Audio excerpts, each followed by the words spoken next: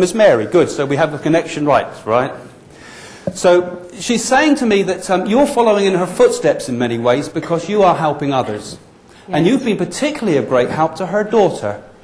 Because she's had a few physical problems, but also emotionally it's been a very hard time for her over the last 6 months and more, hasn't it?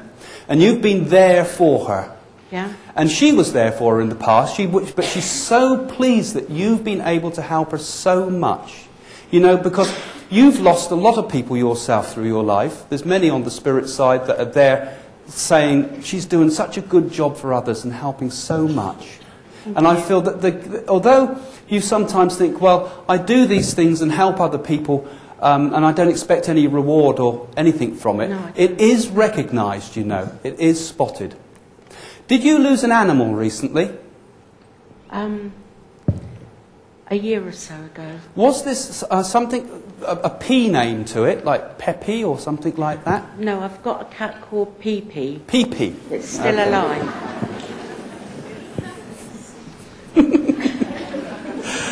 Well, they spotted Pee-Pee, obviously. And it does just like it says on the tin. That's right. Everywhere. Took a long time with Pee-Pee. And Mary is saying how she loved animals herself, of course. You know, Mary also took in the lost animals sometimes, because she talks about how we kept the strays and how we had next door's cats in and everything like that. And we've got tins, empty tins everywhere. So she doesn't know how many. If anybody was to say, how many animals do you have? Well, do we count the neighbours and do I count mine? She's got a Noah's Ark there, hasn't she?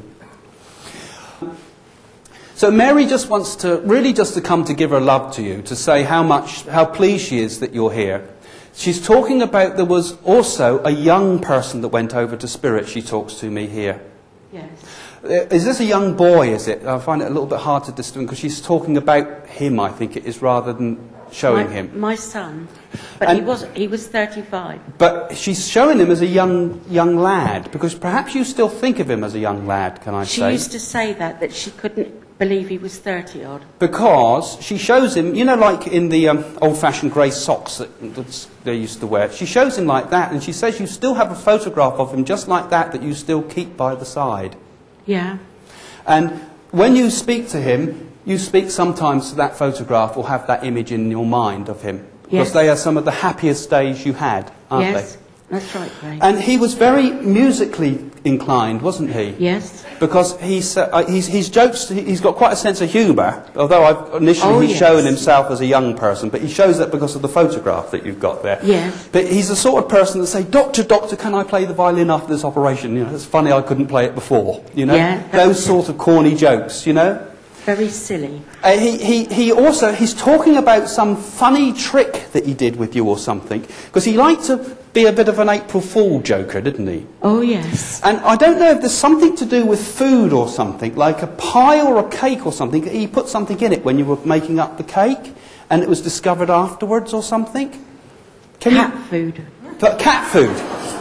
So we're back on the cat theme again now.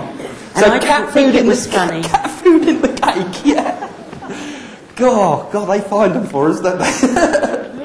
Well, obviously this is your son, and he's obviously very, very pleased to be making the connection with you tonight. And as did Mary, love to come